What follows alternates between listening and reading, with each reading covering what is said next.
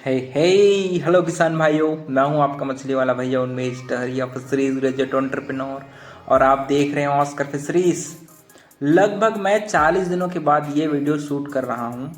देखिए, जब भी मैं इतना दिनों का गैप लेता हूं तो इसका कुछ ना कुछ कारण ज़रूर होता है। तो आशा करता हूं कि आपको मेरी मजबूरियों को ज़रूर समझेंगे।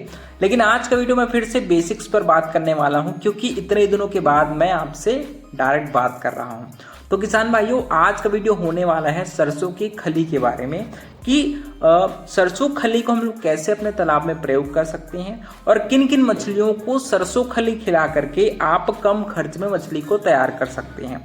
देखिए, सरसों खली को हम लोग ज़्यादातर कार्प मछलियों के पालन में प्रयोग करते हैं। या तो ये आईएमसी हो सकता है, इंडियन मेजर कार्प, या तो एक्जोटिक कार्प मछलियाँ हो सकती है। ज़्यादातर आपने देखा होगा कि कार्प मछलियों को हम लोग हाई स्टॉकिंग डेंसिटी में नहीं पालन करते। उसको हम लोग ज़्यादातर पर एकड़ में अगर आप एडवांस फिंगरलिंग बच्चे डालते हैं तो 2500 से 3000 की संख्या में हम लोग स्टॉक करते हैं। अगर आप फिंगरलिंग बच्चे डालते हैं, 10 ग्राम के बच्चे डालते हैं, तो हम लोग 5000 मोटा मोटी संख्या में आईएमसी बच्चों को स्टॉक करते हैं। लेकिन वहीं अगर आप पंगासस या फिर आप सिंघी मांगुर इन लोगों की बात करें तो इसको हम लोग पर एकड़ 20,000, 25,000, 30,000 की संख्या में डालते हैं। इसी वजह से जब हम लोग कार्प मछलियों का पालन करते हैं तो हम ऐसे फीड को प्रीफर करते हैं जिसका खर्च कम आए। और क्योंकि कार्प मछलियों को बड़ा होने में अगर आप एडवांस फिंगरलिंग बच्चे डालेंगे तो 6 से 8 महीने के बीच में लगता है। अगर आप फिंगरलिंग बच्चे डालेंगे तो लगभग 10 महीने इन मछलियों को बड़ा होने में लगता है और इसकी स्टॉकिंग डेंसिटी भी कम है। इस वजह से हम लोग इकोनॉमिकल फैक्टर को ध्यान में रखते हुए कि हमारा इन्वेस्टमेंट कम हो और प्रॉफिट ज़्यादा हो, इस कैलकुलेशन के बेस पर हम लोग ऐसे खाना को तालाब में डालते हैं, आईएमसी मछली को खिलाते हैं जो कम खर्च में तैयार भी हो जाए और मछलियाँ हमारी जल्दी से बड़ी भी हो जाए। तो उसके लिए सरसों खली सबसे अच्छा खाना होता है। सरसों खली में लगभग 20 से 22% तक प्रोटीन की उपलब्धता होती है। साथ ही साथ सरसों खली को हम लोग 2 प्रकार से उपयोग करते हैं। पहली बात, जब हम लोग तालाब को तैयार करते हैं उस समय हम लोग ऑर्गेनिक और इनऑर्गेनिक फर्टिलाइजर के रूप में सरसों खली, काऊ डंग्स, डीएपी, यूरिया इसका प्रयोग करते हैं। जब आप मछली को डालते हैं उसके बाद जब हम लोग बेसल डोज तालाब में डालते हैं, मतलब जब बीच में अगर आपके तालाब में प्लैंकटन या फिर प्राकृतिक भोजन की कमी होती है या फिर आप रेगुलरली मछली को खाने के रूप में सप्लीमेंट्री फीड के रूप में अगर आप खली को खिलाते हैं तो ये दोनों प्रकार से हेल्पफुल होता है। अगर आप नर्सरी पालन करते हैं तो छोटी मछलियों को तो हम लोग सरसों खली और राइस ब्रांड में ही पालते हैं।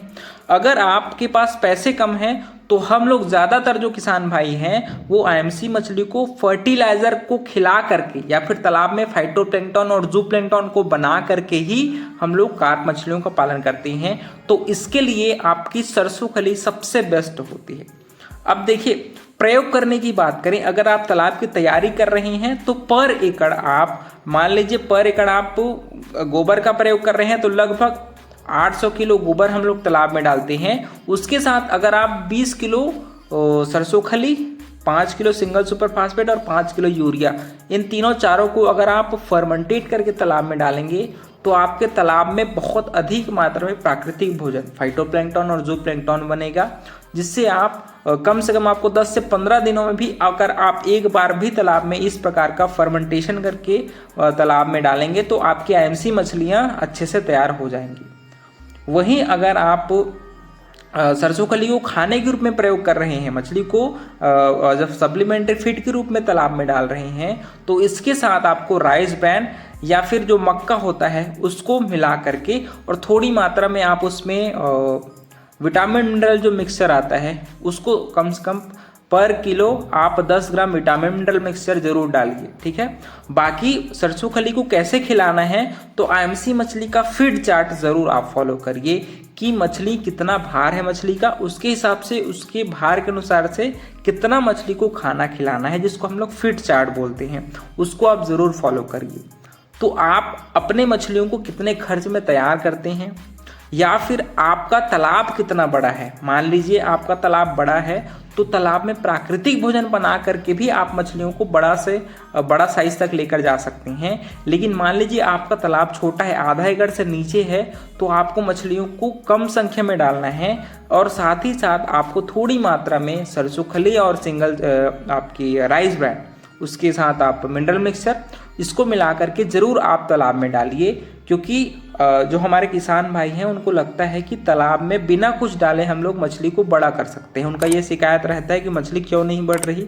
तो आप सही समय पर सही संख्या में तालाब में मछली छोड़ेंगे और सही समय पर उसको खाना खिलाएंगे, सरसों की खली खिलाएंगे, तो आपकी मछली डेफिनेटली ग्रोथ करेगी। उसके अलावा सरसों खली को आप ऐसे मौसम में प्रयोग करिए जहाँ पर आपकी जो सनलाइट है, जो सूर्य का प्रकाश है, वो अच्छे से तालाब में पहुँच रहा हो। आप बादल की परिस्थितियों में, अभी हमारे मौसम थोड़ा सा खराब चल रहा है, तो इन परिस्थितियों में सरसों खली को ज़्यादा मात्रा में बिल्कुल न डालिए। फर्मेंटेशन बिल्कुल मत करिए, क्योंकि इससे तालाब में ऑक्सीजन की कमी हो जाती है। क्योंकि सरसों की खली में थोड़ी मात्रा में तेल भी उपस्थित होती है और जब उसको हम लोग डालते हैं तो तेल की एक पतली लेयर तालाब के ऊपरी हिस्से में जम जाती है, जिससे ऑक्सीजन का शॉर्टेज हो जाता है और मछलियाँ सफोकेट होकर के मरने लगती हैं। तो उससे अच्छा ये है कि मौसम जब खुला हुआ हो, अच्छे से तालाब में सनलाइट पहुंच रहा हो, तब आप सरसों खली को जब फर्टिलाइज़र डाल सकते हैं और जब उसको सप्लीमेंट्री फीड के रूप में तालाब में डाल सकते हैं। तो ये छोटी छोटी बातें हैं, मुझे लगा कि आपसे शेयर कर दूं। अगर आपको मेरी जानकारियाँ अच्छी लगी हो और ऑस्कर फिशरीज आपको पसंद आया हो तो चैनल को डेफिनेटली सब्सक्राइब करिए। ऐसे ही मैं आपके लिए आगे भी और वीडियोस बनाता रहूँगा। आशा करता हूँ दोस्तों आपको वीडियो अच्छा लगा हो। तो मिलते हैं अगले वीडियो में किसान भाइयों। तब तक के लिए बड़ों का सम्मान करिए, छोटों को प्यार करिए, खुद का ढेर सारा ख्याल रखिए। Thank you, thanks for watching.